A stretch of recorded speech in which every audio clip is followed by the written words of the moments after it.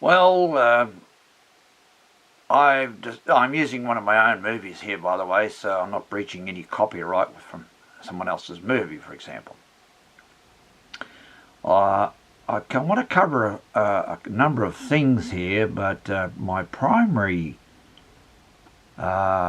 discussion aim, shall we say, is to talk about what could be done and to transition from the current timetable and endpoint arrangements.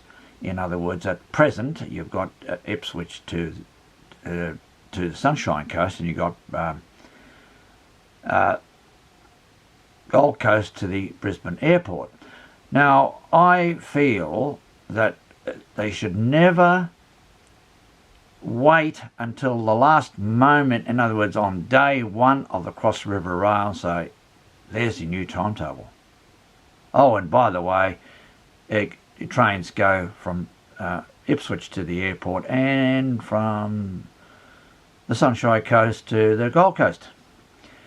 I'm not even suggesting to have a greatly increased number of trains at all, but simply to have the endpoints changed fairly soon. But as for changes to the timetable or the system of operation, as many people might know, the Ipswich trains are more or less all station services except during the peak. In other words, in the morning peak, a number of services go from Ipswich to Brisbane that are express from Darra to Milton, stopping only at Indooroopilly, which is excellent. I use them all the time myself.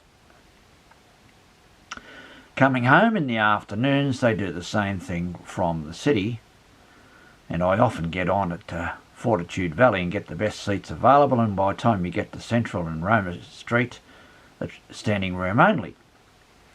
Anyhow, I would say that it would be possible to have all Ipswich trains expresses all day, every day, 7 days a week, provided that the trains from Springfield come down to Darra as they do now and go all stations to the city, and then they do skip stop, as many people know, on their way out to Kippa-Ring. All they need to do effectively is to follow the Ipswich trains. Getting a bit of interference there from advertising, let's say, for systems and so on. And that could be done. Now, some people would say, oh, but they're trying to provide a service every 15 minutes out to Darra, and that'd disrupt that. In a way it would, but it'd mean that all Ipswich trains could be express, as I said, and the other ones would be basically all stations from Darra. It just means following the Ipswich train. I'm suggesting 7 minutes, and you'd say, well, why 7 minutes? Well, 5 minutes is too tight and 10 minutes is too long to wait. But that's just my comment or my thought on the subject.